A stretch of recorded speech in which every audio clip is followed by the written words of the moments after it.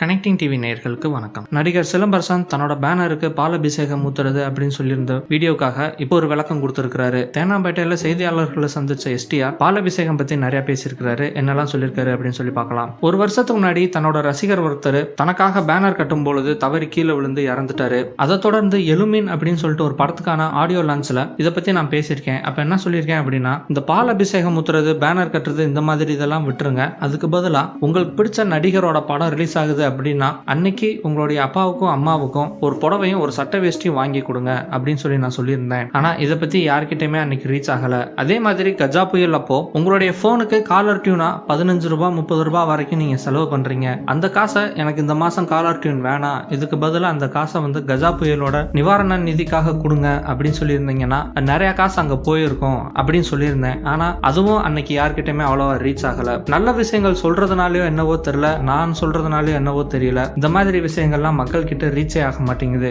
அதனால தான் நான் என்ன சொன்னேன் அப்படின்னா, நானே ஒரு வீடியோவா வெளியிட்டேன். நெகட்டிவான பாயிண்ட்ஸ் எல்லாம் நான் சொன்னேன். என்ன சொன்னேன் அப்படின்னா, பெரிய பெரிய கட் அவுட் வைங்க, பாக்கெட்ல இருக்கிற பாலை ஊத்த வேணாம், அண்டாண்டாவா பாலை ஊத்துங்க அப்படின்னு நான் சொல்லியிருந்தேன் அப்படின்னு சொல்றாரு. இப்ப கூட நான் சொல்றேன், அந்த வீடியோவை மறுபடியும் நீங்க போட்டு பாருங்க. என்னோட கட் அவுட்டுக்கு எனக்காக நீங்க பாலை ஊத்துங்க அப்படின்னு நான் சொல்லவே கிடையாது. கட் அவுட் வைங்கன்னு சொன்னேன், பேனர் கட்டுங்கன்னு சொன்னேன். ஆனா பால்ன்ற விஷயத்த வந்து அண்டாண்டாவா ஊத்துங்கன்னு மட்டும் தான் சொன்னேன், எனக்கு ஊத்துங்கன்னு நான் சொல்லல. நீங்க கொண்டு போய் பேச முடியாத கட் அவுட் உருவப்படத்துக்கு ஊத்துறதுக்கு பதிலா பேசுற ஒரு ஆளுக்கு நீங்க ஊத்தலாம். பசியும் பட்னியில நிறைய பேர் இப்பயும் வாடிட்டு இருக்காங்க, அவங்களுக்கு கொண்டு போய் ஊத்தலாம். இந்த மாதிரி விஷயத்துல நீங்க தான் யோசிக்கணும் அப்படின்னு சொல்றாரு. ஒரு நடிகனுக்கு அவருடைய ரசிகர்கிட்ட இருந்து கிடைக்கிறது அன்பு மட்டும்தான். அவருடைய படம் ரிலீஸ் ஆகும் பொழுது அவங்களுக்கு கிடைக்கிறது ஒரு ரெகக்னேஷன் மட்டும்தான். இதைத்தான் எல்லாருமே எதிர்பார்க்கறாங்க. அதே மாதிரி தான் நானும். அதை தவிர்த்து இந்த பால், பேனர், இந்த மாதிரி விஷயங்கள்லாம் யாருமே செய்ய வேணாம் அப்படின்னு தான் நான் நினைக்கிறேன். தன்னோட நடிகரோட படம் ரிலீஸ் ஆகுது அப்படின்ற அன்பை வெளிக்காட்டுறதுக்காக இந்த மாதிரி எல்லாம் பண்றாங்க. இது முற்றிலும் தப்பு. அதுலயும் பால் அப்படின்ற விஷயம் வந்து ரொம்ப ரொம்ப தப்பு அப்படின்னு சொல்றாரு. நம்ம எஸ்டிஆரோட படமான வந்தா ராஜாவா தான் வருவேன், இந்த படத்தோட ட்ரெய்லர் இப்ப ரிலீஸ் ஆயிருக்கு. அது மட்டும் இல்லாம இந்த படம் வர பிப்ரவரி 1ஆம் தேதி ரிலீஸ் ஆகுது.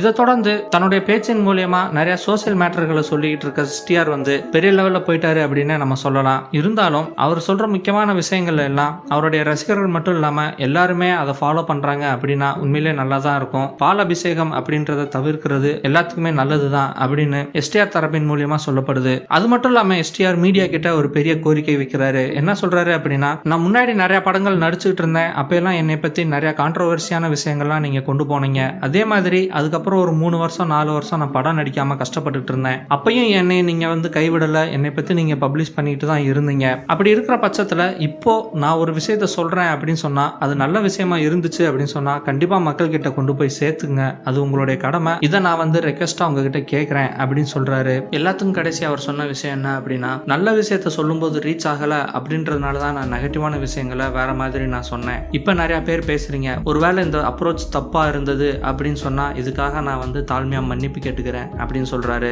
அப்போ ஒரு ரிப்போர்ட்டர் கேட்கும் பொழுது, நீங்க ஒரு ஆள் சொன்னா கேட்க மாட்டேங்கிறாங்க அப்படின்ற பொழுது ஒட்டுமொத்த நடிகர் சங்கமா சேர்ந்து நீங்க சொன்னீங்கன்னா மக்கள் கிட்ட நல்லா ரீச் ஆகுமே அப்படின்ற கேள்விக்கு என்ன சொல்றாரு அப்படின்னா, என்கிட்ட இந்த கேள்வி கேட்டிருக்கீங்க ரைட்டு, ஆனா இதே மாதிரி மீடியால பப்ளிஷ் பண்ணி எல்லாரும் முன்னாடி நீங்க கேள்வி கேட்கறீங்க அப்படின்னு சொன்னா இது உண்மையிலே நல்லா ரீச் ஆகும், உங்க கையில தான் இருக்கு அப்படின்னு சொல்றாரு நம்ம எஸ்டிஆர். இதே மாதிரி எஸ்டிஆர் பத்தின நிறைய செய்திகள் வந்துகிட்டே இருக்கு. அவருடைய விளக்கங்கள் பத்தி நிறைய பேர் பேசிட்டு இருக்காங்க. நீங்களும் உங்களுடைய கருத்துக்களை எங்க கமெண்ட் பாக்ஸ்ல போஸ்ட் பண்ணுங்க. இந்த வீடியோ பிடிச்சிருந்தா லைக் பண்ணுங்க, ஷேர் பண்ணுங்க. கனெக்டிங் டிவியோட அப்டேட்ஸ் தெரிஞ்சுக்கிறதுக்கு சப்ஸ்கிரைப் பண்ணுங்க. மறக்காம நோட்டிபிகேஷன் பெல்லையும் கிளிக் பண்ணிருங்க. இதுவரைக்கும் கனெக்டிங் டிவிக்கு சப்ஸ்கிரைப் பண்ணனா மறக்காம சப்ஸ்கிரைப் பண்ணிக்கங்க.